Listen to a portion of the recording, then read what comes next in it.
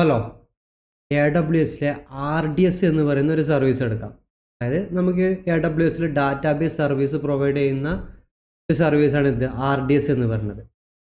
അപ്പോൾ ഡാറ്റാബേസ് നമ്മൾക്കറിയാം, ഏതൊരു അപ്ലിക്കേഷൻ ആയാലും എന്തിൻ്റെയും പിറകിൽ എന്താ പറയുക, ഏറ്റവും ഇമ്പോർട്ടൻ്റ് ആയിട്ട് നമുക്ക് ആവശ്യമുള്ള ഒരു സംഭവമാണ് ഡാറ്റാബേസ് അല്ലേ.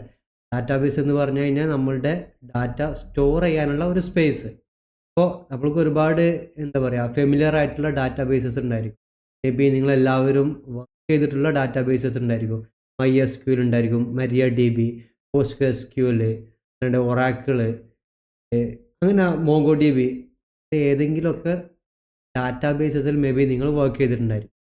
അപ്പോൾ ഏതൊരു അപ്ലിക്കേഷൻ ആയാലും എന്ത് സംഭവമാണെന്നുണ്ടെങ്കിലും നമുക്ക് അതിൻ്റെ ബാക്കിൽ എന്ത് വേണം? ഡാറ്റാബേസ് വേണം അല്ലേ. പെർസിസ്റ്റൻ്റ് ആയിട്ട്, അതായത് ഡാറ്റ നഷ്ടപ്പെടാതെ എന്നും പെർസിസ്റ്റൻ്റ് ആയിട്ട് ഡാറ്റ സ്റ്റോർ ചെയ്യണമെന്നുണ്ടെങ്കിൽ അതിനൊരു സ്പേസ് വേണം. ഇപ്പോൾ നമ്മൾ ഫേസ്ബുക്ക് എടുത്തു കഴിഞ്ഞാലും, നമ്മൾ യൂസ് ചെയ്യുന്ന ഇൻസ്റ്റാഗ്രാം എടുത്തു കഴിഞ്ഞാലും, ഏതൊരു വെബ് ആപ്ലിക്കേഷൻ ആയാലും നോർമൽ ആപ്ലിക്കേഷൻ ആയാലും നമ്മൾ എടുത്തു കഴിഞ്ഞാൽ നമുക്കറിയാം, നമ്മളുടെ യൂസേഴ്സിൻ്റെ ഡാറ്റ സ്റ്റോർ ചെയ്യുന്നത് എവിടെ ആയിരിക്കും? ഡാറ്റാബേസ് എൻഡിലായിരിക്കും അല്ലേ. അപ്പോൾ നമ്മൾ ഫേസ്ബുക്ക് ലോഗിൻ ചെയ്യുന്നു. ഫേസ്ബുക്കിൽ ലോഗിൻ ചെയ്യുന്ന ടൈമിൽ മേ ബി നമ്മൾക്ക് ഒരു അക്കൗണ്ട് കാര്യങ്ങളൊന്നും ഇല്ല എന്നുണ്ടെങ്കിൽ നമ്മൾ ഫസ്റ്റ് എന്ത് ചെയ്യും? സൈൻ അപ്പ് ബട്ടണിൽ പോയി ജസ്റ്റ് ക്ലിക്ക് ചെയ്യും. നമ്മുടെ ഒരു ഫസ്റ്റ് നെയിം കൊടുക്കും, ലാസ്റ്റ് നെയിം കൊടുക്കും, അതുപോലെ നമ്മളുടെ ഡേറ്റ് ഓഫ് ബർത്ത് കൊടുക്കും, നമ്മളുടെ ഇമെയിൽ ID കൊടുക്കും. ഇത്രയും കാര്യങ്ങളെല്ലാം നമ്മൾ കൊടുക്കും അല്ലേ. അപ്പോൾ നമ്മൾ ഫസ്റ്റ് ഒരു അക്കൗണ്ട് ക്രിയേറ്റ് ചെയ്യുന്ന ടൈമിൽ ഒരു യൂസറിൻ്റെ ഇത്രയും ഡാറ്റകൾ സ്റ്റോർ ആവുന്നത് എവിടെയാണ്? ഡാറ്റാബേസ് എൻഡിലാണ് അല്ലേ. അത് നമ്മൾ ആ ഒരു പ്രൊസീജിയർ കഴിഞ്ഞാൽ നമ്മളൊരു അക്കൗണ്ട് ഫേസ്ബുക്ക് എൻഡിൽ നമ്മൾ എന്ത് ചെയ്തു? ക്രിയേറ്റ് ചെയ്തു. അപ്പോൾ ഡാറ്റാബേസിൽ എന്തുണ്ടായിരിക്കും? എൻ്റെ അല്ലാന്നുണ്ടെങ്കിൽ നിങ്ങളുടെ ഡാറ്റ ഉണ്ടായിരിക്കും, റൈറ്റ്. നെക്സ്റ്റ് ടൈം നമ്മൾ സൈനപ്പ് അല്ല ചെയ്യുന്നത്, നമ്മൾ സൈൻ ഇൻ ആയിരിക്കും ചെയ്യുക, അല്ലാണ്ട് ലോഗിൻ ചെയ്യും. അപ്പോൾ ലോഗിൻ ചെയ്യുമ്പോൾ എന്ത് ചെയ്യും? യൂസർ നെയിം ചോദിക്കും, അതുപോലെ പാസ്വേഡും ചോദിക്കും അല്ല. അപ്പോൾ ഈ യൂസർ നെയിമും പാസ്വേഡും നമ്മൾ എന്ത് ചെയ്യും? ക്രിയേറ്റ് ചെയ്ത ടൈമിൽ നമ്മൾ എന്ത് യൂസർ നെയിമാണോ പാസ്വേഡാണോ കൊടുത്തത്, സെയിം യൂസർ നെയിം പാസ്വേഡും കൊടുക്കുമ്പോൾ നമ്മുടെ അക്കൗണ്ടിലോട്ട് നമ്മൾ എന്താവും? ലോഗിൻ ആവും, റൈറ്റ്. നമ്മൾ ആ കൊടുക്കുന്ന യൂസർ നെയിമോ പാസ്വേഡിലോ ചെറിയ എന്തെങ്കിലും മിസ്സിങ്ങോ അല്ലാണ്ട് റോങ് ഇൻഫർമേഷൻ ആണെന്നുണ്ടെങ്കിൽ ഒരിക്കലും നമ്മൾ ഒതൻറ്റിക്കേറ്റ് ആവത്തില്ല അല്ലേ, നമ്മൾ അതിലോട്ട് ലോഗിൻ ആവത്തില്ല. അപ്പോൾ നമ്മൾ റൈറ്റ് ആയിട്ടുള്ള യൂസർ നെയിമും പാസ്വേഡും കൊടുക്കുമ്പോൾ ശരിക്കും ഇതെന്താ ചെയ്യുന്നത്? നമ്മൾ ഓൾറെഡി മുന്നേ സൈനപ്പ് ചെയ്യുമ്പോൾ സ്റ്റോർ ആയിട്ടുള്ള നമ്മുടെ ഡാറ്റ എവിടെയുണ്ട്? ഡാറ്റാബേസ് എൻഡിലുണ്ട്. അപ്പോൾ ഇത് രണ്ടും കൂടി ശരിക്കും മാച്ച് ചെയ്ത് നോക്കുകയാണ് ചെയ്യുന്നത്. അപ്പോൾ അത് പ്രോപ്പറായി മാച്ചിങ് ആകുമ്പോഴാണ് നമ്മൾ എന്താവുന്നത്? ഏതൊരു അപ്ലിക്കേഷൻ ആയാലും അതിൻ്റെ അകത്തോട്ട് നമ്മൾ ലോഗിൻ ആവുന്നത്. ഞാനിതൊരു ഫേസ്ബുക്ക് ഉപയോഗിച്ചിട്ട് ഞാൻ ജസ്റ്റ് ഒരു എക്സാമ്പിൾ പറയുകയാണ്. ഓക്കെ, അപ്പോൾ നമ്മളുടെ എന്തായി പ്രൈമറി ആയിട്ടുള്ള ബേസിക് ഇൻഫർമേഷൻസ് എല്ലാം ഇവിടെ ഉണ്ട്, ഡാറ്റാബേസ് എൻഡിലുണ്ട്. ഇനി നമ്മളൊരു ഫേസ്ബുക്കിനകത്ത് കയറിയിട്ട് നമ്മൾ എന്ത് ചെയ്യുന്നത്? നമുക്ക് ഇഷ്ടപ്പെട്ട പോസ്റ്റുകൾ നമ്മൾ ലൈക്ക് ചെയ്യണം, അല്ലാന്നുണ്ടെങ്കിൽ നമുക്ക് ഇഷ്ടപ്പെട്ട പോസ്റ്റ് നമ്മൾ അപ്ലോഡ് ചെയ്യുന്നു, നമ്മളൊരു പ്രൊഫൈൽ പിക്ചർ നമ്മൾ സെറ്റ് ചെയ്യുന്നു, നമ്മൾ ഒരുപാട് ഫ്രണ്ട്സുകൾക്ക് എന്ത് ചെയ്യുന്നു? റിക്വസ്റ്റ് അയക്കുന്നു അല്ലേ. അതാണെങ്കിൽ അവർ ഇങ്ങോട്ട് അയക്കുന്ന റിക്വസ്റ്റ് നമ്മൾ എന്ത് ചെയ്യുന്നു? അക്സെപ്റ്റ് ചെയ്യണം. അപ്പോൾ അവരെന്താവും? നമ്മുടെ ഫ്രണ്ട്സ് ലിസ്റ്റിൽ വരുന്നു. ഈ കാര്യങ്ങളെല്ലാം എന്താണ്? ഒരു യൂസറിനെ അപേക്ഷിച്ച് അവൻ്റെ ഡാറ്റകളാണ്, അല്ലാണ്ട് അവൻ്റെ പ്രൈവസികളാണ്. ഇതും എവിടെയാണ് സ്റ്റോർ ആവുന്നത്? ഡാറ്റാബേസ് എൻഡിലാണ്. ഓക്കെ, അതുപോലെ മേ ബി ഒരു യൂസർ മറ്റൊരു യൂസറിന് കാണേണ്ട വിസിബിൾ ആവേണ്ട സാധനങ്ങളുണ്ടാവും, വേണ്ടാത്ത സംഭവങ്ങളുണ്ടായിരിക്കും. മേ ബി നമ്മൾ പേഴ്സണലി എന്തെങ്കിലും സേവ് ചെയ്യുന്ന ഏതെങ്കിലും ഇമേജസ്, ഇപ്പോൾ നമ്മൾ ഇൻസ്റ്റയിലൊക്കെ നമുക്ക് എന്ത് ചെയ്യാം? നമുക്ക് ഇഷ്ടപ്പെട്ട പോസ്റ്റ് റീൽസൊക്കെ നമുക്ക് എന്ത് ചെയ്യാം? സേവ് ചെയ്യാം അല്ലേ. ഒരു ഓപ്ഷൻ ഉണ്ട്. സേവ് ചെയ്യുമ്പോൾ ഇത് മറ്റു യൂസറൊന്നും നമ്മളിത് കാണുന്നില്ല. നമ്മൾ എവിടെയൊക്കെ എന്തൊക്കെ ചെയ്യുന്നുണ്ട് കാര്യങ്ങൾ, നമ്മൾ ഏതൊക്കെ പോസ്റ്റുകൾ കാണുന്നുണ്ട്, നമ്മുടെ ഫ്രണ്ട്സ് ആരാണ്, ഇതൊക്കെ നമുക്ക് എന്ത് ചെയ്യാം? പ്രൈവസിക്ക് വേണമെന്നുണ്ടെങ്കിൽ ബ്ലോക്ക് ചെയ്യാം, അൺബ്ലോക്ക് ചെയ്യാം, അങ്ങനെ ഒരുപാട് ഓപ്ഷൻസ് ഉണ്ട്. അപ്പോൾ ചുരുക്കി പറഞ്ഞാൽ നമ്മൾ ഏതൊരു അപ്ലിക്കേഷനിൽ കയറിയാലും നമ്മൾ ചെയ്യുന്ന എല്ലാ ആക്ടിവിറ്റീസും ഒക്കെ എന്താണ്? അപ്ലിക്കേഷനെ സംബന്ധിച്ച് അതിൻ്റെ ഡാറ്റയാണ്. അല്ലാതെ നമ്മുടെ യൂസർ നെയിം പാസ്വേഡ് മാത്രമല്ല, നമ്മൾ ചെയ്യുന്ന ഓരോ ലൈക്കും. ഇപ്പോൾ ഞാൻ ഒരുപാട് പോസ്റ്റിന് ലൈക്ക് ചെയ്തു, കുറേ കഴിഞ്ഞാൽ ആ ലൈക്ക് അവിടെ ഇല്ലാതിരിക്കുമോ? ആ ലൈക്ക് ഞാൻ ആ പോസ്റ്റ് വീണ്ടും എടുത്ത് നോക്കിയാൽ എനിക്ക് കാണാം, ഞാൻ അവിടെ ലൈക്ക് ചെയ്തിട്ട് ഓൾറെഡി ലൈക്ക് ചെയ്തിട്ടുണ്ടെന്ന് നമുക്ക് കാണാം. ഇതൊക്കെ ശരിക്കും എവിടെയാണ് സ്റ്റോർ ആവുന്നത്? ഒരു ഡാറ്റാബേസ് എൻഡിലാണ്. ഇനി അതല്ല നമ്മൾ വേറെ ഏതെങ്കിലും ഒരു വെബ്സൈറ്റോ എന്തെടുത്ത് നോക്കിയാലും ഇതിൻ്റെ ഡാറ്റകളും ഇമേജസും ഒക്കെ വരുന്നത് എവിടെയാണ്? ഡാറ്റാബേസ് എൻഡിൽ നിന്നാണ്. ഓക്കെ, അപ്പോൾ അപ്ലിക്കേഷനെ സംബന്ധിച്ച് ഡാറ്റാബേസ് എന്താണ്? പ്രധാനപ്പെട്ട ഒരു സംഭവമാണ്. ഈ ഡാറ്റാബേസ് ഒരിക്കലും എന്താവാൻ പാടില്ല, പോകാനോ അല്ലാന്നുണ്ടെങ്കിൽ നഷ്ടപ്പെടാനോ, ഡിസാസ്റ്റർ സംഭവിച്ച് നഷ്ടപ്പെട്ട് കഴിഞ്ഞാലൊക്കെ വലിയ ലോസാണ് അല്ലേ? കാരണം ഇപ്പോൾ ഫോർ എക്സാമ്പിൾ ഒരു സുപ്രഭാതത്തിൽ നമ്മളുടെ ഫേസ്ബുക്കിൻ്റെ ഡാറ്റാബേസ് എന്തായി, ലോസായി പോയെന്ന് വിചാരിക്കും. ഓക്കെ, നമുക്ക് ആർക്കെങ്കിലും നമ്മളുടെ അക്കൗണ്ടിലോട്ട് ഒരു ലോഗിൻ കിട്ടുമോ? ഇല്ല, കാരണം നമ്മളുടെ ഓൾറെഡി ക്രിയേറ്റ് ചെയ്ത സൈനപ്പ് ചെയ്ത അക്കൗണ്ട് എല്ലാം എന്തായി, ലോസായിപ്പോയി. അപ്പോൾ ഏറ്റവും പ്രധാനപ്പെട്ട ക്രൂഷ്യലായിട്ടുള്ള ഒരു പാർട്ടാണ് എന്ത്, ഡാറ്റാബേസ് എന്ന് പറയുന്നത്. അപ്പോൾ നമ്മൾ നോർമലി നമ്മളെല്ലാവരും എന്ത് കേട്ടിട്ടുണ്ടായിരിക്കും, DBMS കേട്ടിട്ടുണ്ടായിരിക്കും, ഡാറ്റാബേസ് മാനേജ്മെൻറ്റ്, അതുപോലെ relational database management system, non relational, hierarchical, ഇങ്ങനെ ഒരുപാട് എന്തുണ്ട്, ഡാറ്റാബേസ് മാനേജ്മെൻറ്റ് സിസ്റ്റംസ് ഉണ്ട്. അപ്പോൾ അതിലോട്ടൊക്കെ നമുക്ക് കടന്നു വരാം. ഫസ്റ്റ് നമ്മൾ പറയുന്നത് AWSലെ RDS, അതായത് ഡാറ്റാബേസ് നമുക്ക് എന്ത് ചെയ്യാണ്, പ്രൊവൈഡ് ചെയ്യുന്ന ഒരു സർവീസാണ് RDS എന്ന് പറഞ്ഞത്. കൺസോളിൽ വന്നു കഴിഞ്ഞാൽ നിങ്ങൾക്ക് എന്ത് ചെയ്യാം, ജസ്റ്റ് RDS എന്ന് ടൈപ്പ് ചെയ്ത് കഴിഞ്ഞാൽ ഇവിടെ കാണാം managed relational database service, R for relational, D for database, S for service. Managed അതായത് കംപ്ലീറ്റ്ലി RDS കംപ്ലീറ്റ്ലി മാനേജ് ചെയ്യുന്നത് ആരായിരിക്കും, AWS ആയിരിക്കും. നമ്മൾ കംപ്ലീറ്റ്ലി മാനേജ് ചെയ്യേണ്ട ആവശ്യമില്ല, കാരണം നമ്മൾക്ക് ഇതിൻ്റെ ബാക്കെൻഡിലുള്ള സെർവർ കാര്യങ്ങളിലോട്ടൊന്നും നമുക്ക് ഡയറക്റ്റ് ആക്സസ് ഇല്ല. നമ്മൾ ഈ ഒരു UI-യിലൂടെയും അതുപോലെ ടെർമിനലിലൂടെയൊക്കെയാണ് നമ്മൾ ഡാറ്റാബേസിൻ്റെ അകത്തോട്ട് കിടക്കുന്നത്. അല്ലാതെ ഡാറ്റാബേസ് ഏത് സെർവറിലാണ് കിടക്കുന്നത് ആ സെർവർ നമുക്ക് കാണാനോ അതിലോട്ടുള്ള ആക്സസ് ഒന്നും. ഇപ്പോൾ ഫോർ എക്സാമ്പിൾ ഒരു EC2 മെഷീൻ നമ്മൾ ലോഞ്ച് ചെയ്ത് കഴിഞ്ഞാൽ നമുക്ക് എന്ത് ചെയ്യാം, EC2 മെഷീനിലോട്ട് നമുക്ക് ലോഗിൻ ചെയ്യാം അല്ലേ, SSH ചെയ്യാം, നമുക്കത് വിസിബിൾ ആണ്, അതിൻ്റെ ഉള്ളിൽ എന്തൊക്കെ കാര്യങ്ങളുണ്ടെന്നൊക്കെ നമുക്ക് കാണാം. പക്ഷേ RDS കംപ്ലീറ്റ്ലി മാനേജ് ചെയ്യുന്നത് ആരാണ്, AWS ആണ്. അപ്പോൾ അതെന്ത് ചെയ്യുക, ജസ്റ്റ് മനസ്സിലാക്കി വെക്കുക. RDSൽ ക്ലിക്ക് ചെയ്ത് കഴിഞ്ഞാൽ RDSൻ്റെ ഡാഷ്ബോർഡ് കാണാം. ഓക്കെ, ഇനി ഇതിലോട്ട് നമുക്ക് തിരിച്ചു തരാം, നമുക്ക് കുറച്ചും കൂടി കാര്യങ്ങൾ നോക്കാനുണ്ട്. ഫസ്റ്റ് നമുക്ക് എന്ത് ചെയ്യാം, ഡാറ്റാബേസ്.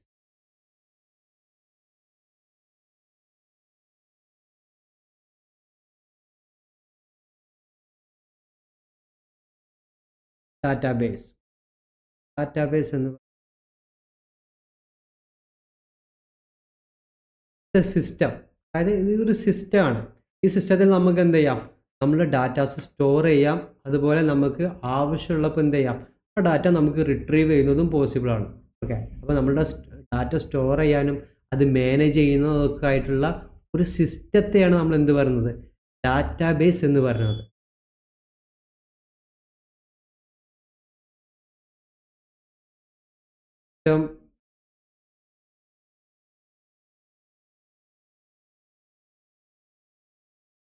സ്റ്റോർ ഡാറ്റ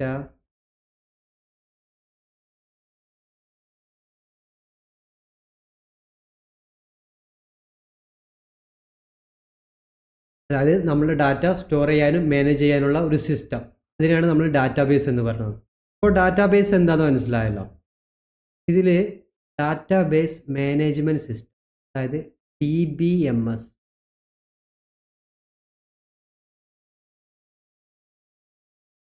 ഓക്കെ, ഈ DBMSൽ ഡിഫറെൻറ്റ് ടൈപ്പ് ഓഫ് ഡാറ്റാബേസസ് ഉണ്ട്.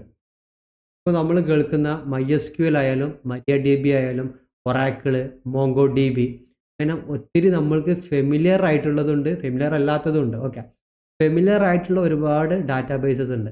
ബട്ട് ഇതിൻ്റെ എല്ലാം പർപ്പസ് ഒന്നാണ്, അതായത് നമുക്ക് നമ്മളുടെ ഡാറ്റ സ്റ്റോർ ചെയ്യാനും മാനേജ് ചെയ്യാനുള്ള ഒരു സിസ്റ്റം, ഒരു സ്പേസ്. ബട്ട് ഇതിൽ ഡാറ്റ സ്റ്റോർ ചെയ്യുന്ന സ്ട്രക്ചർ, ഓക്കെ, അത് ഡിഫറെൻ്റ് ആണ്. അതുപോലെ ഇതിൽ നമ്മൾ ഡാറ്റാബേസുമായിട്ട് കമ്മ്യൂണിക്കേറ്റ് ചെയ്യുന്ന ലാംഗ്വേജ്, ഓക്കെ, അങ്ങനെ കുറച്ച് ഡിഫറൻസുകളുണ്ട്. നമുക്ക് പല ടൈപ്പ് ഡാറ്റകളുണ്ടായിരിക്കും അല്ലേ. ഇപ്പോൾ നമുക്ക് തന്നെ അറിയാം, ഇപ്പോൾ നമ്മളുടെ എന്താ പറയുക, ഒരു കോണ്ടാക്ട് ലിസ്റ്റിൽ വന്നിട്ടുണ്ടെങ്കിൽ അതിൽ എന്തായിരിക്കും, അവരുടെ നെയിമും അതുപോലെ ആളെ കോൺടാക്ട് ചെയ്യാനുള്ള നമ്പർ, അതൊരു ടൈപ്പ് ഡാറ്റയാണ്. അല്ലാന്നുണ്ടെങ്കിൽ ഒരാളുടെ ഒരു ഇൻഫോ, ഒരു മെറ്റാ ഡാറ്റ. ഇപ്പോൾ എൻ്റെ ഒരു മെറ്റാ ഡാറ്റ എന്ന് പറയുന്നത് എന്തായിരിക്കും? എൻ്റെ പേര്, എൻ്റെ ഏജ്, എൻ്റെ അഡ്രസ്സ്, ഇതൊക്കെ ആയിരിക്കും എൻ്റെ മെറ്റാ ഡാറ്റ. അപ്പോൾ ഇതൊക്കെ എന്താണ്? ഒരു കാറ്റഗറിയാണ്. ഇനി അതല്ലാന്നുണ്ടെങ്കിൽ എന്തെങ്കിലും റിപ്പോർട്ടുകൾ, അതല്ലാന്നുണ്ടെങ്കിൽ ചാർട്ട്സ്, എന്തെങ്കിലും ഗ്രാഫോ അല്ലാന്നുണ്ടെങ്കിൽ ചാർട്ട്സ്, അതും ഡാറ്റകളാണ്. പക്ഷേ ഇതെല്ലാം എന്താണ്? ഡിഫറെൻ്റ് ടൈപ്പാണ് അല്ലേ? ചിലത് എന്താണ്? കീ വാല്യൂ പെയർസ് ആണ്. ചിലത് എന്താണ്? ഒരു ടേബിൾ പോലെ ആയിരിക്കും. ഓക്കെ. ചിലത് എന്താണ്? റിപ്പോർട്ട് ടൈപ്പാണ്. അല്ലാന്നുണ്ടെങ്കിൽ ഗ്രാഫിക്കൽ ടൈപ്പാണ്. അപ്പോൾ ഡാറ്റകൾ പലതരമുണ്ട്, പല ടൈപ്പുണ്ട്, ഇതിലും കൂടുതലുണ്ട്. അപ്പോൾ ഇതിനെല്ലാത്തിനും കൂടി നമുക്ക് എന്ത് ചെയ്യാൻ കഴിയില്ല? ഒരെണ്ണത്തിൽ സ്റ്റോർ ചെയ്യുന്നത് പോസിബിൾ. അപ്പോൾ ഇതിൻ്റെ ഒക്കെ അടിസ്ഥാനത്തിൽ ഡിഫറെൻ്റ് ടൈപ്പ്, അതായത് relational, non relational, hierarchical, synchronous, ഇങ്ങനെയൊക്കെ പറഞ്ഞിട്ട് ഡിഫറെൻറ്റ് ഡാറ്റ ടൈപ്സ് ഉണ്ട്. അപ്പോൾ ഈ എല്ലാ ഡാറ്റ ടൈപ്സും വരുന്നത് ഏതിൻ്റെ അണ്ടറിലാണ്? DBMSൻ്റെ അണ്ടറിലാണ്. ഓക്കെ, അതായത് ഡാറ്റാബേസ് മാനേജ്മെൻറ്റ് സിസ്റ്റം. ഇതിൻ്റെ അണ്ടറിലാണ് എന്ത് വരുന്നത്? എല്ലാ ഡാറ്റ ടൈപ്സും വരുന്നത്. ഇത് ബേസിക് ആയിട്ട് എന്ത് ചെയ്യുക? ജസ്റ്റ് ഇതൊന്ന് മനസ്സിലാക്കാൻ വേണ്ടിയിട്ടാണ് ഈ കാര്യങ്ങൾ പറയണത്. Okay, DBMS stands for database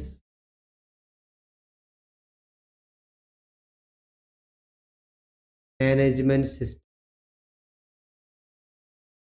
okay, നമ്മളിവിടെ ശരിക്ക് പഠിക്കാൻ പോകുന്നത് റിലേഷണൽ ഡാറ്റാബേസുകളും.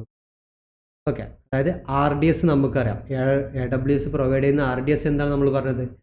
റിലേഷണൽ ഡാറ്റാബേസ് സർവീസാണ്. അപ്പോൾ നമ്മൾ റിലേഷണൽ ആയിട്ടുള്ള ഡാറ്റാബേസസ് ഏതൊക്കെയാണ്, അതിന് നമുക്ക് അതിലെങ്ങനെ ഡാറ്റകൾ സ്റ്റോർ ചെയ്യാം, റിലേഷണൽ ഡാറ്റാബേസുമായിട്ട് നമുക്ക് എങ്ങനെ കമ്മ്യൂണിക്കേറ്റ് ചെയ്യാം, ഇത്രയും കാര്യങ്ങളാണ് നമ്മൾ നോക്കാൻ പോകുന്നത്. അപ്പോൾ റിലേഷണൽ ഡാറ്റാബേസ് എന്ന് പറയുന്നത് RDBS എന്ന് പറയും. RDBMS, അതായത് റിലേഷണൽ ഡാറ്റാബേസ് മാനേജ്മെൻറ്റ് സിസ്റ്റം. എന്താണ് ഡാറ്റാബേസ് മാനേജ്മെൻറ്റ് സിസ്റ്റം? RDBMS എന്ന് പറയുന്നത് relational database management system. RDBMS എന്ന് പറയുന്നത് ടൈപ്പ് ഓഫ് എന്താണ്? DBMS ആണ്. നമ്മൾ ഓൾറെഡി എന്ത് പറഞ്ഞു? DBMSൽ ഒരുപാട് ടൈപ്പ് എന്തുണ്ട്? ഡാറ്റാബേസസ് ഉണ്ട്. അതിൽ ഒരു ടൈപ്പാണ് എന്ത്? RDBMS എന്ന് പറയുന്നത്, റിലേഷണൽ ഡാറ്റാബേസ് മാനേജ്മെൻറ്റ്. ഈ relational database management system examples നമുക്ക് നോക്കാം. നമുക്ക് എല്ലാവർക്കും നന്നായിട്ട് അറിയുന്ന MySQL.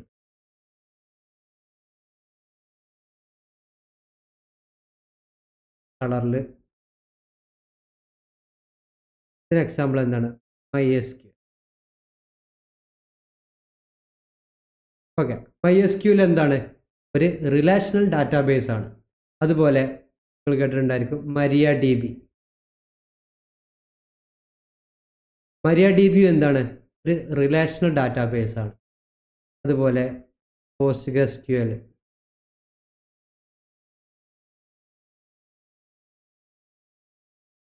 PostgreSQL എന്താണ്? ഒരു റിലേഷണൽ ഡാറ്റാബേസ് ആണ്. ഓക്കെ, ഇനിയുണ്ട് ഒത്തിരി എക്സാമ്പിൾസ് ഉണ്ട്. ഒറാക്കിളിൻ്റെ ഡാറ്റാബേസ് ഉണ്ട്, ഒറാക്കിൾ. അതല്ലാന്നുണ്ടെങ്കിൽ മൈക്രോസോഫ്റ്റിൻ്റെ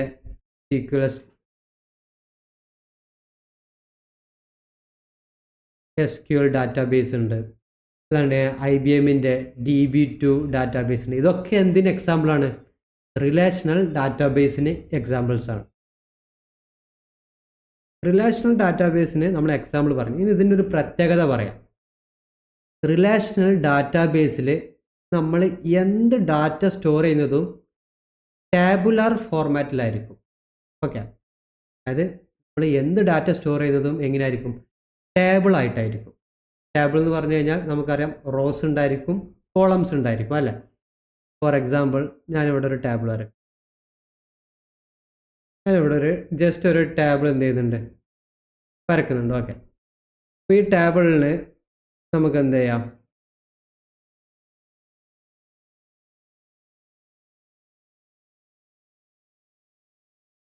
അപ്പോൾ നമ്മൾ റിലേഷണൽ ഡാറ്റാബേസസിൽ എന്ത് ഡാറ്റ നമ്മൾ സ്റ്റോർ ചെയ്യുന്നതും ഒരു ടേബുലാർ സ്ട്രക്ചറിലായിരിക്കും. ഓക്കെ, ഇപ്പോൾ ഞാൻ ഒരാളുടെ മെറ്റാ ഡാറ്റ ആയാലും അതല്ല ഒരു സ്കൂളിലുള്ള ഒരുപാട് സ്റ്റുഡൻസിൻ്റെ ഡാറ്റ ആയാലും എന്ത് രീതിയിലുള്ള ഡാറ്റ ആയാലും അത് സ്റ്റോർ ആവുന്നത് ഏത് രീതിയിലായിരിക്കും, ഒരു ടേബിൾ സ്ട്രക്ചറിലായിരിക്കും. അതായത് ടേബിളിൽ എന്തൊക്കെ ഉണ്ടായിരിക്കും, കോളംസ് ഉണ്ടായിരിക്കും, റോസ് ഉണ്ടായിരിക്കും.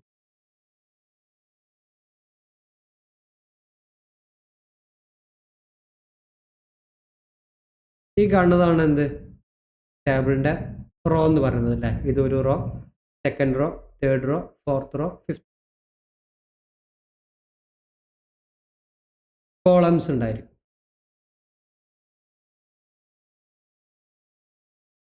ഇതാണ് എന്ത്, കോളംസ് എന്ന് പറയുന്നത്.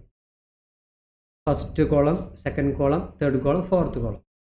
അപ്പോൾ ഈ ഒരു രീതിയിലാണ് നമ്മൾ എന്ത് ചെയ്യുക, സ്റ്റോർ ചെയ്യുന്നത്. ഇപ്പോൾ ഫോർ എക്സാമ്പിൾ ഞാൻ എന്ത് കൊടുക്കുകയാണ്, ഞാൻ ഈ ഒരു ഡാറ്റാബേസിൽ എന്തുണ്ട്, ഇവിടെ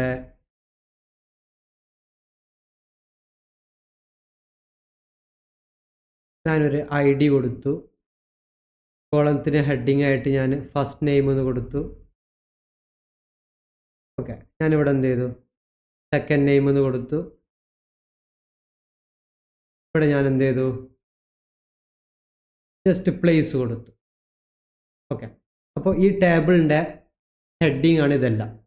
എനിക്ക് എന്ത് ചെയ്യാം, ഈ ടേബിളിൽ ഡാറ്റകൾ എൻ്റർ ചെയ്ത് തുടങ്ങാം.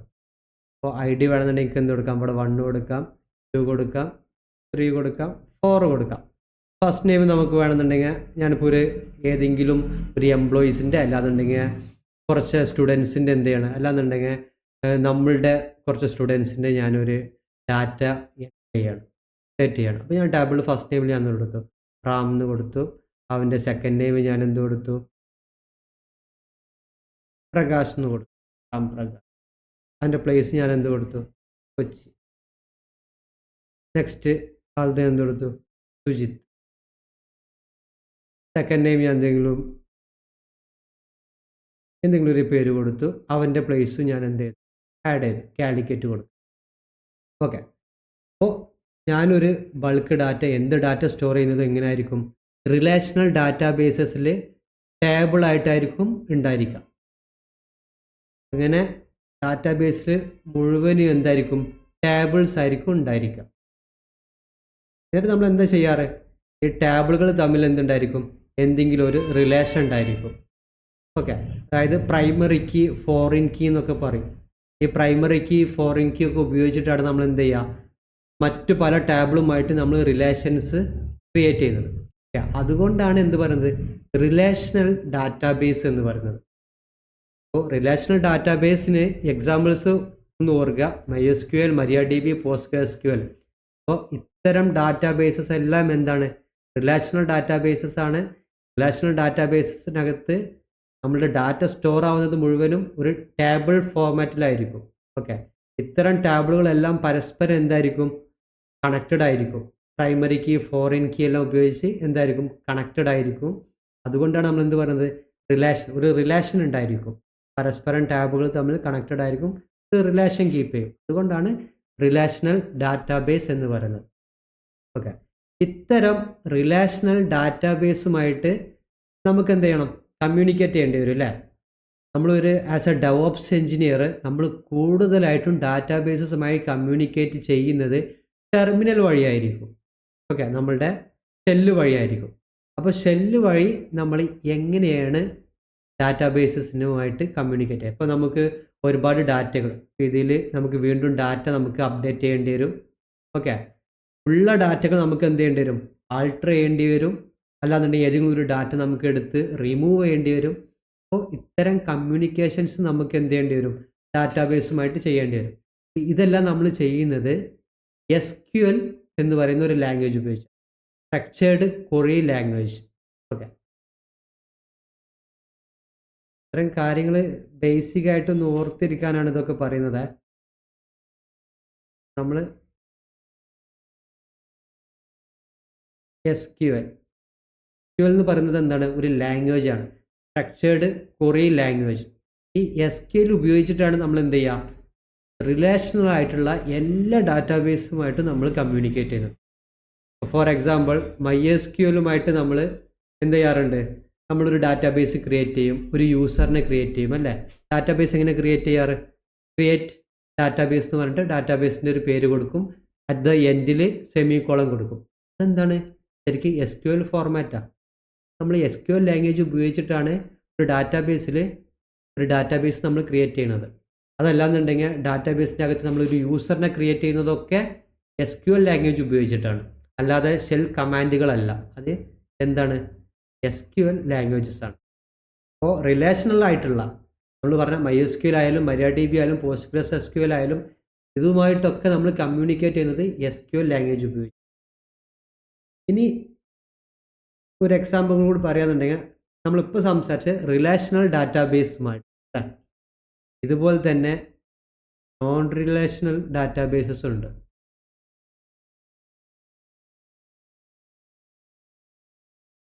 അപ്പോൾ അതിന്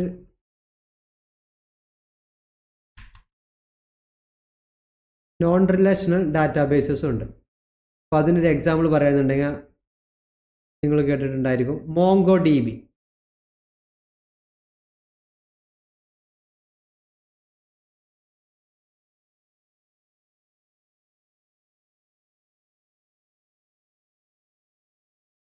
MongoDB എന്താണ്?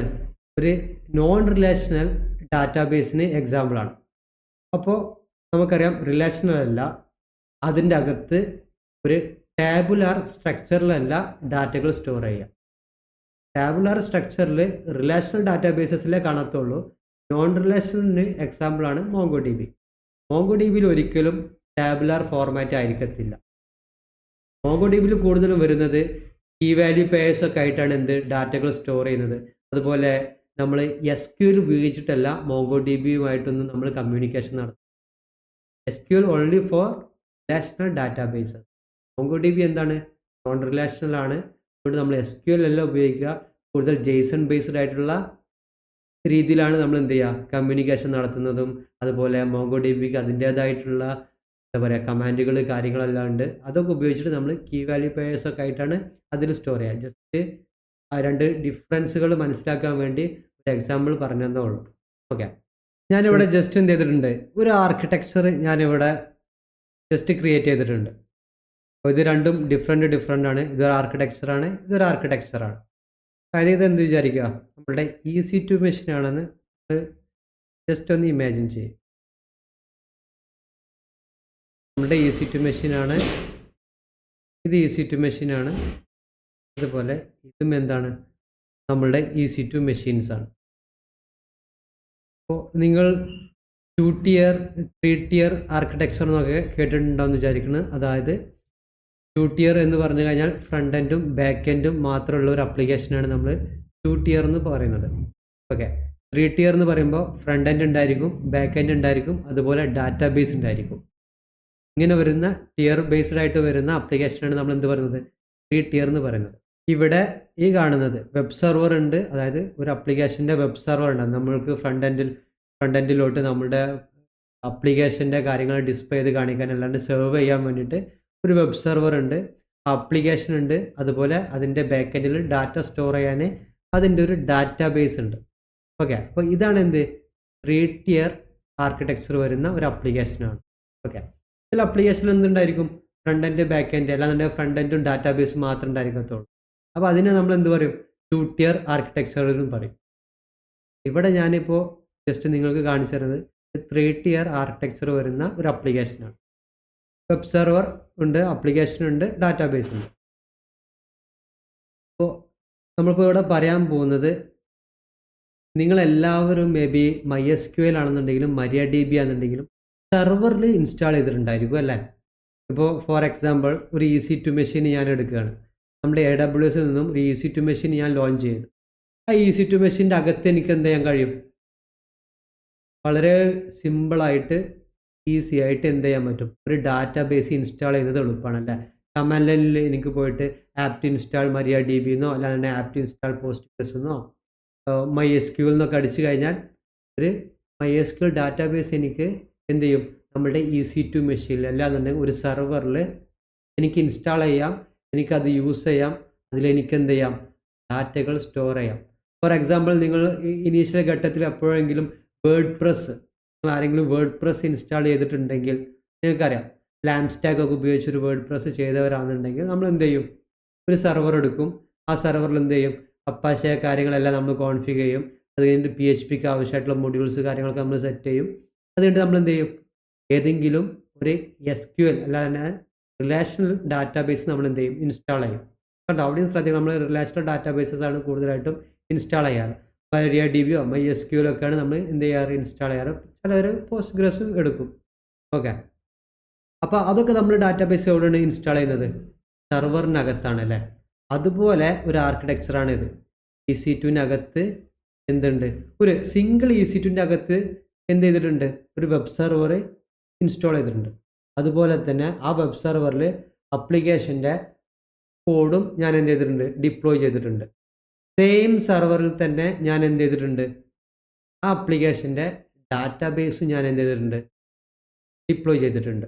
അപ്പോൾ ഇത് 3 കാര്യങ്ങളും ഇരിക്കുന്നത് ഒരു സിംഗിൾ സെർവറിലാണ്. പലപ്പോഴും നമ്മൾ എന്തെങ്കിലും ഡെവലപ്മെൻറ്റോ R&D റിസർച്ച് ആൻഡ് ഡെവലപ്മെൻ്റ് ഒക്കെ നടത്തുമ്പോഴാണ് എല്ലാതും ഒരു സിംഗിൾ മെഷീനിലൊക്കെ നമ്മൾ ഇതേപോലെ എന്ത് ചെയ്യാറ്, ഡിപ്ലോയ് ചെയ്യുന്നത്, ഇല്ലാണ്ട് ഇൻസ്റ്റാൾ ചെയ്യുന്നത്. പക്ഷെ ഒരിക്കലും ഒരു പ്രൊഡക്ഷൻ ലെവലിൽ നമ്മൾ ഒരിക്കലും എന്ത് ചെയ്യാറില്ല, ഡാറ്റാബേസും ആപ്ലിക്കേഷൻ ഇരിക്കുന്ന സെയിം മെഷീനിൽ നമ്മൾ എന്ത് ചെയ്യാറില്ല, കൂടുതലായിട്ടും നമ്മൾ അങ്ങനെ ഇൻസ്റ്റാൾ ചെയ്യാറില്ല. അപ്പോൾ അതിന് ഒരുപാട് റീസൺസ് ഉണ്ട്.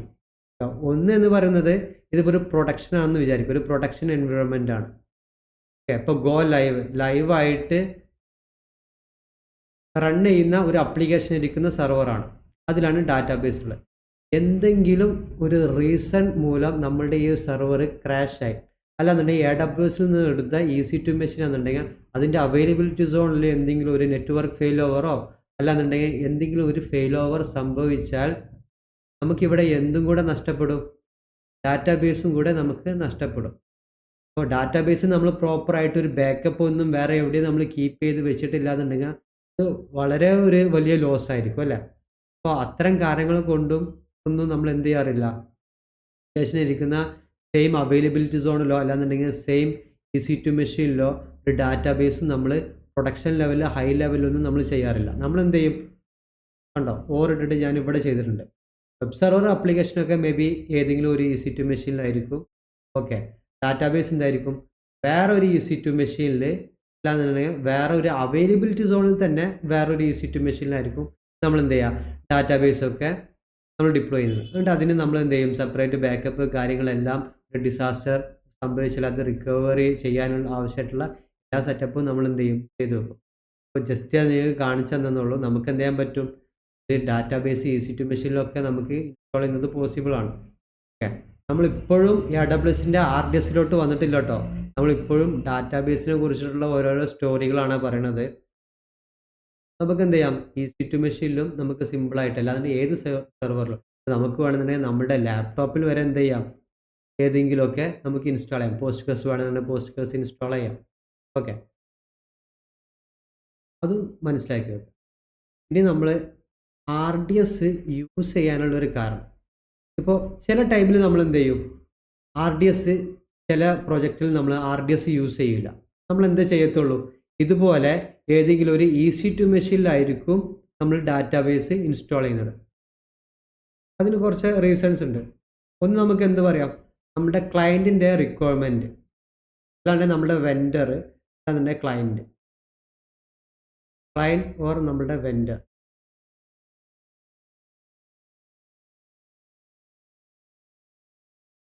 നമ്മളുടെ ക്ലയൻറ്റിന് അല്ലാതെ വെൻഡറിന് എന്ത് കണ്ടീഷനിൽ ഒരു റിക്വയർമെൻ്റ് ഉണ്ട്, നമുക്ക് RDS വേണ്ട, എന്ത് മാത്രം മതി, ഒരു EC2 മെഷീനിൽ ഒരു ഡാറ്റാബേസ് നമുക്ക് ഇൻസ്റ്റാൾ ചെയ്താൽ മതി, അങ്ങനെ നമുക്ക് സെറ്റപ്പ് ചെയ്യാമെന്ന് പറഞ്ഞു കഴിഞ്ഞാൽ ദർ ഇസ് നോ ഓപ്ഷൻ അല്ലേ. അതിൽ പിന്നെ വേറെ ഓപ്ഷൻ ഇല്ല, നമ്മൾ എന്ത് ചെയ്യേണ്ടി വരും, ആ ഒരു രീതിയിൽ നമ്മൾ ചെയ്യേണ്ടി വരും. നെക്സ്റ്റ് എന്ന് പറയുന്നത്, നമുക്ക് ഭയങ്കര അഡ്വാൻസ്ഡ് ലെവലിൽ എന്ത് ചെയ്യണം, ഡാറ്റാബേസ് ട്യൂൺ ചെയ്യണം. ഓക്കെ, അതുകൊണ്ട് നമുക്ക് AWSലുള്ളതിനേക്കാളും കൂടുതൽ നല്ല രീതിയിൽ നമുക്ക് എന്ത് ചെയ്യേണ്ടി വരും, ഡാറ്റാബേസ് ട്യൂൺ ചെയ്യേണ്ടി വരും. Advanced tuning may be root ലെവലിലോ കാര്യങ്ങളൊക്കെ നമുക്ക് മേ ബി പല പാരാമീറ്റേഴ്സ് നമുക്ക് എന്ത് ചെയ്യാം ട്യൂൺ ചെയ്യാം. നമുക്ക് എന്ത് ചെയ്യാൻ പറ്റും, ഡാറ്റാബേസസിൻ്റെ പാരാമീറ്റേഴ്സിൽ നമുക്ക് പല ചേഞ്ചസും വരുത്തിയിട്ട് അതിൻ്റെ പെർഫോമൻസും കാര്യങ്ങളിലൊക്കെ നമുക്ക് എന്ത് ചെയ്യാൻ പറ്റും, ട്യൂണിങ് ചെയ്യാൻ കഴിയും. അപ്പോൾ അങ്ങനെ ഒരു സംഭവം നമുക്ക് ഉണ്ടെന്നുണ്ടെങ്കിൽ, നമ്മുടെ ഒരു സ്പെഷ്യൽ റിക്വയർമെൻ്റ് ആയിട്ട് ഉണ്ടെന്നുണ്ടെങ്കിൽ നമുക്ക് ചിലപ്പോൾ RDS ഉപയോഗിക്കാൻ കഴിയില്ല. അങ്ങനത്തെ ഒരു സന്ദർഭത്തിൽ നമ്മൾ എന്ത് ചെയ്യും, ഇതുപോലെ EC2 മെഷീനിലായിരിക്കും നമ്മൾ എന്ത് ചെയ്യുക, ഡാറ്റാബേസ് ഇൻസ്റ്റാൾ ചെയ്യുന്നത്. നെക്സ്റ്റ് എന്ത് പറയാം, ഇപ്പോൾ നമ്മളുടെ RDSൽ വന്നു കഴിഞ്ഞാൽ AWS പ്രൊവൈഡ് ചെയ്യുന്നത് എന്താണ്, കുറച്ച് ഡാറ്റാബേസസാണ് RDS പ്രൊവൈഡ് ചെയ്യുന്നത്. അതായത് AWS നമുക്ക് തരുന്നത്, ഇവിടെ RDS കൺസോളിൽ വന്നു കഴിഞ്ഞ് ഡാറ്റാബേസസ് എടുത്തു കഴിഞ്ഞാൽ നമുക്ക് എന്ത് കാണാം, ഇവിടെ ഞാൻ ജസ്റ്റ് ക്രിയേറ്റ് ഡാറ്റാബേസ് കൊടുക്കും.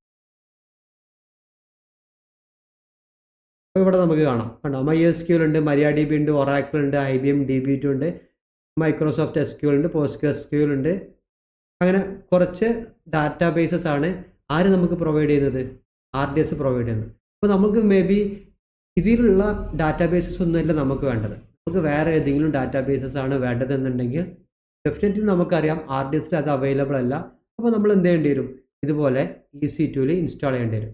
അതല്ല, ഇതിലുള്ള ഏതെങ്കിലും ഒരു PostgreSQL ആണ് നമുക്ക് വേണ്ടത്, പക്ഷേ നമ്മൾ വിചാരിക്കുന്ന, ഇവിടെ വന്നു കഴിഞ്ഞാൽ നമുക്ക് വേർഷൻസ് കിട്ടും, നമ്മൾ വിചാരിക്കുന്ന ആ ഒരു സ്പെസിഫിക് വേർഷൻ AWS പ്രൊവൈഡ് ചെയ്യുന്നില്ല. ഓക്കെ, നമ്മൾ വിചാരിക്കുന്ന ഡാറ്റാബേസ് അല്ലാതെ വിചാരിക്കുന്ന ഡാറ്റാബേസിലെ ഏതെങ്കിലും ഒരു സ്പെസിഫിക് വേർഷൻ RDSൽ നമുക്ക് അവൈലബിൾ അല്ല എന്നുണ്ടെങ്കിൽ അവിടെ നമുക്ക് എന്തില്ല, വേറെ ഓപ്ഷൻ ഇല്ല. അപ്പോഴും നമ്മൾ എന്ത് ചെയ്യേണ്ടി വരും, ഇതുപോലെ ഒരു EC2 മെഷീനിൽ നമ്മൾ എന്ത് ചെയ്യേണ്ടി വരും, ഡാറ്റാബേസ് ഇൻസ്റ്റാൾ ചെയ്യേണ്ടി വരും.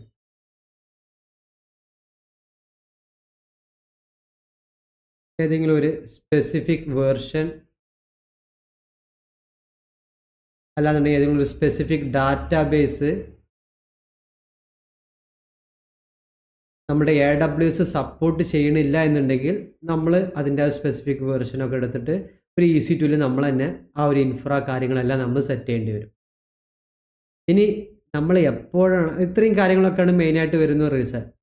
ഇനി ഞാൻ വേറൊരു സംഭവം പറയാം. ഇപ്പോൾ നമ്മൾ പറഞ്ഞത് EC2ൽ നമ്മൾ എപ്പോഴാണ് ഒരു ഡാറ്റാബേസ് ഇൻസ്റ്റാൾ ചെയ്യേണ്ടി വരിക എന്നുള്ളതോ. അതുപോലെ തന്നെ ചിലവർക്ക് എന്തായിരിക്കും, OS ലെവലിൽ ഡാറ്റാബേസ് ആക്സസ് ചെയ്യും. അതൊരു കൂടുതൽ വരാറില്ല, എന്നാലും ചില ഘട്ടങ്ങളിൽ ചില സാഹചര്യങ്ങളിൽ അങ്ങനെ വരാറുണ്ട്. OS ലെവലിൽ ആക്സസ് വേണ്ടി വരും.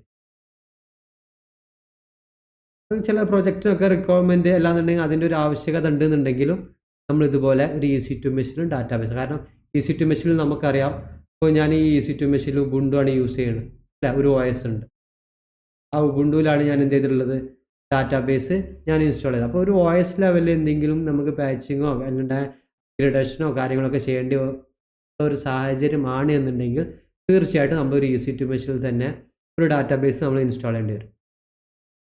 ഇനി ചില കാര്യങ്ങൾ കൊണ്ട് നമ്മൾ എന്ത് ചെയ്യാറുണ്ട്, EC2 മെഷീനിൽ ഡാറ്റാബേസ് ഇൻസ്റ്റാൾ ചെയ്യാതെ നമ്മൾ പലപ്പോഴായിട്ട് RDS നിന്ന് ഡാറ്റാബേസ് സർവീസ് എടുക്കാറുണ്ട്.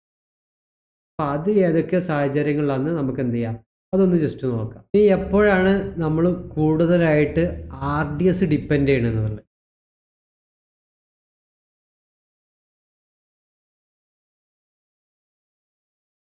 RDS നമ്മൾ എപ്പോഴാണ് കൂടുതലായിട്ട് RDSലോട്ട് പോകാനുള്ള ഒരു സംഭവം ഞാൻ പറയാം.